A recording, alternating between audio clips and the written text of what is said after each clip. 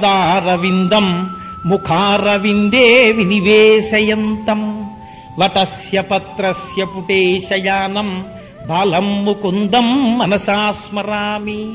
ఎంత అందంగా ఉంటాయండి ఆ శ్లోకాలు కూడా. పిల్లల దగ్గర నిజంగా మీరు ఒక 2-3 మాటలు ఆ శ్లోకం చదివారనుకోండి, వాళ్ళు వెంటనే పట్టేసుకుని ఆ శ్లోకాల్లో ఉన్న అందానికి వెంటనే మీ వెనకాల అనేస్తారు. కరారవిందే నపదారవిందం.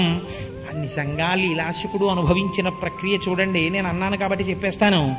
ఇది ఎక్కడ చదువుతారో తెలుసా అండి శ్లోకాలు? వటపత్రశాయి అయి చిన్ని కృష్ణుడు వెంకటాచల క్షేత్రంలో అలివేలు మంగమ్మ అమ్మవారి గుడి పక్కనున్న ఒక గుడిలో ఉన్నాడు. పిల్లలు లేని వాళ్ళు ఏమైనా ఉద్యోగాలు రాకపోవడం, లేకపోతే ఉద్యోగంలో ఉండగా ఉద్యోగం భంగం జరగడం, ఇలాంటివి జరిగితే అది వెంటనే ఆ సమస్య పరిష్కరింపబడాలి అంటే గంట తీసుకెళ్ళి ముక్కు కింద కడతారు. కట్టి ఆ చిన్ని కృష్ణుడిని ఒక్కసారి మా చేతిలో పెట్టండి అని అడుగుతారు.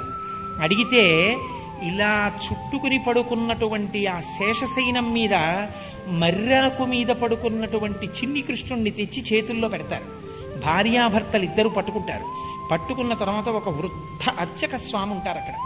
ఆయన చేతుల కింద చేతులేసి అమ్మాయి ఇప్పుడు ఊపండి అని ఊపిస్తారు. అది బరువుగా ఉంటుంది, కొంచెం జాగ్రత్తగా పట్టుకుని మనం ఇలా ఊపుతుంటే ఈ శ్లోకం చెప్పిస్తారు. మీరు ఎప్పుడైనా వెళ్ళినప్పుడు చూడండి, లీలాశకుడు ఎలా వర్ణించాడో అలాగే ఉంటుందమ్మా.